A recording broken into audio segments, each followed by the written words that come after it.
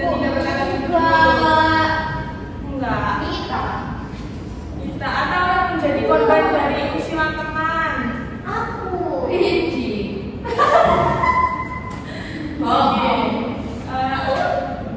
Kemudian kita mengembalikan barang yang temukan kelas ya, seperti mungkin contohnya kita menemukan gambar ya, warna biru itu.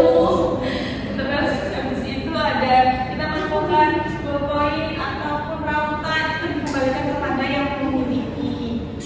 Itu adalah salah satu contoh sikap jujur yang dilakukan di sini.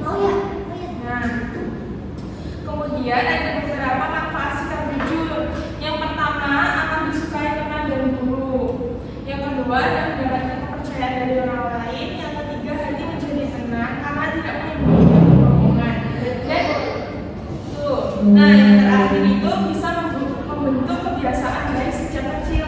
Nah, kalau kita dari kecil selalu bersikap jujur, itu akan terbawa sampai di kemudian hari. Jika kita selalu berbohong dan selalu mengada-ngada, itu nanti akan menjadi kecanduan dan akan berdampak negatif pada diri kita sendiri.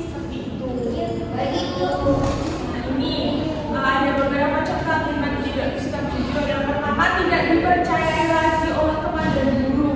Yang kedua, merugikan diri sendiri dan orang lain. Yang ketiga, bisa mendapatkan teguran ataupun hukuman, seperti dijauhi teman, tidak sekolah lingkungan, dan sulit dipercaya orang lain. Nah, nanti pada sedikit cuplikan.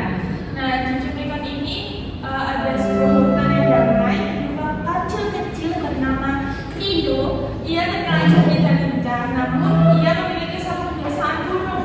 Ia sering meminjam barang milik hewan lain tanpa izin. Nah, Lilo menganggap tindakan itu bukan hal yang salah karena ia sebelumnya mengembalikannya. Namun kebiasaan itu suatu hari menimbulkan kesalahan besar. Selamat datang di Mini Kids. Jangan lupa subscribe dan like video ini. Selamat menonton.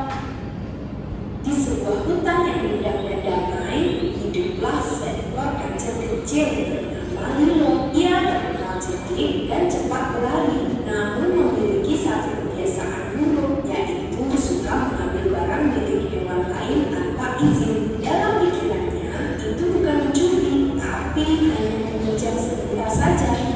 Suatu pagi yang cerah, Lilo bangun dengan perut yang keroncongan. Ia melangkah keluar dari sarangnya dan mulai berjalan menyusuri hutan, berharap menemukan buah yang bisa dimakan. Namun, hari itu hutan tampak sepi, tidak ada buah yang jatuh. Lilo mulai merasa lelah dan lapar.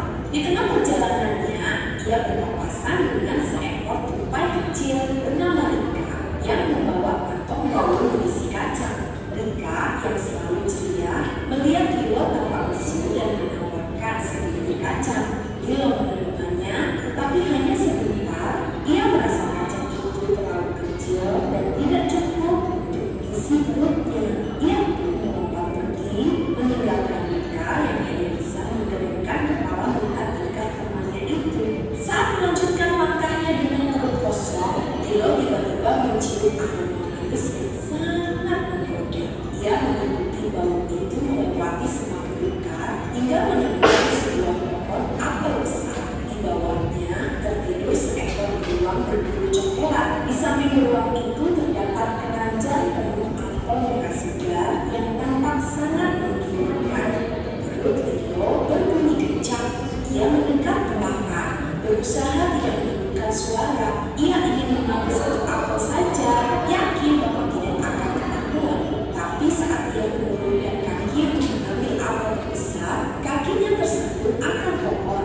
Tubuhnya terjatuh dan menabrak keranjang. Beberapa apel berbuah keluar dan suaranya menimbulkan sang pemilik. Lilo bangkit perlahan, matanya masih setengah tertutup. Ia melihat apel-apelnya berserakan dan Lilo yang belum ketakutan di samping keranjang. Suasana menjadi hening dan tegang. Lilo menyadari bahwa tindakannya salah. Ia tertunduk, merasa malu dan menyesal. Rika yang diam-diam mengikuti sejak tadi menyaksikan kejadian itu dari atas pohon. Ia turun dan berdiri di samping Lilo. Dukungan kecil itu membuat Lilo merasa lebih kuat untuk berani ke sana.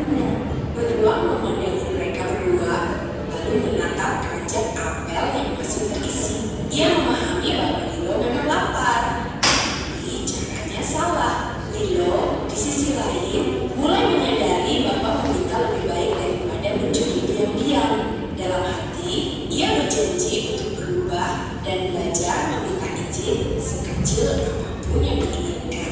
Hutan pun kembali tenang, dan hari itu menjadi pelajaran penting bagi si kecil-kecil tentang kejujuran dan tanggung jawab. Terima kasih sudah menonton ya. Nah, dari video itu ibu punya dua pertanyaan nih. Apa yang dilakukan Milo ketika mengambil buah yang bukan miliknya? Ada yang bisa menjawab?